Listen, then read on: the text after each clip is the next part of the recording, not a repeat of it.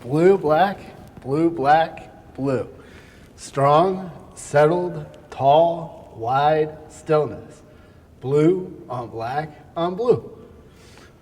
So blue, so black. Everything fits, nothing lacks. So what is blue black?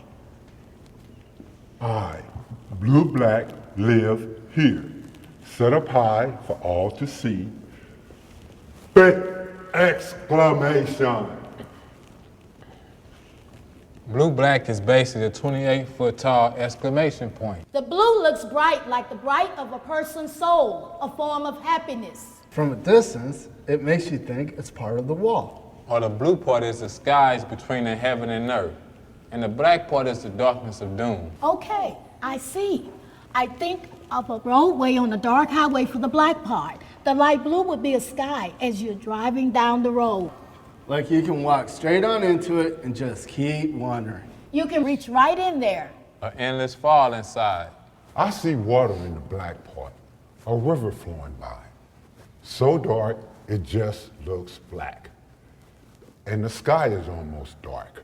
It's not quite dark enough for the stars to pop out, but it got that real midnight, that midnight blue, and it grabs you. And it grabs these two guys.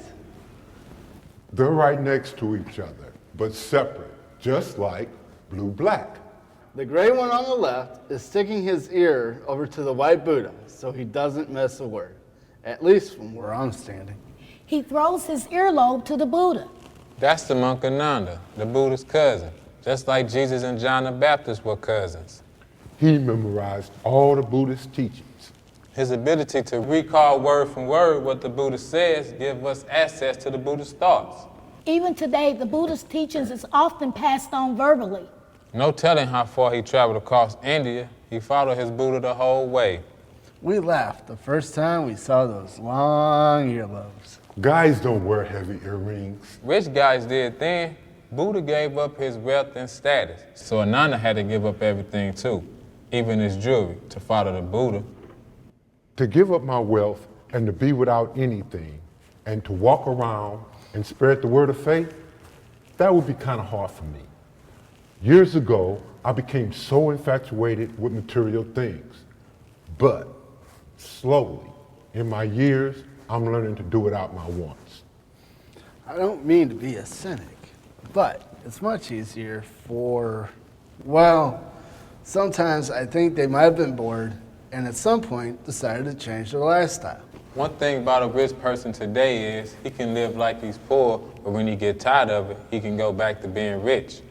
But a poor person can't go back to being rich because he never was rich in the first place. Who would be blue and who would be black between Buddha and Monk Ananda? I think the original Buddha was blue because he had power over the monk, and blue's on top. The monk would be blue, to guide you down to the black. The black would be the Buddha with the knowledge. The monk will light the path to the black. But knowledge is light, which would be Buddha. So Buddha's blue. Buddha is both. He's the knowledge and the guide. He is blue and black. Even in tradition, his hair is blue-black. So black that it shines blue. Did Ellsworth Kelly know that when he created this piece? I doubt it, but hey. The white Buddha looks like an Emmy Award, a Buddha Emmy Award. Would you like to get him for Christmas? No. The monk Ananda is the one I like to take home. I read he's from China's golden age. Look how alive he is compared to the Buddha Sakyamuni. I like his cock hip. It helps me picture him as part of a much larger scene with many statues designed to frame the Buddha. He's stylish somehow. They look like they're detached from the world. Yeah, you know what I mean. They're meditating. Meditation turns on the same receptors that dopamine does, but there are no shortcuts to serenity. You can't get into the sections of your mind and activate them without doing a calming meditation and righteous thoughts. Everybody tries to play with the doors locked within their mind. And every sentient being can achieve nirvana through meditation, even women. The story goes that the 500 wives of the Buddha followers journeyed out to the forest and demanded to join the order. After all, they care for these men. The Buddha refused 3 times, stating that the Dharma would die 1,500 years earlier if women were permitted to join. Wow. Ananda assisted, reminding Buddha that he himself claimed that any being can become enlightened. The Buddha finally consented. But he made 8 extra rules for women. Even the most senior nun was subservient to the newest monk. I think God is male and female and has the essence of both, wisdom and compassion. What if blue black was the moon setting at night?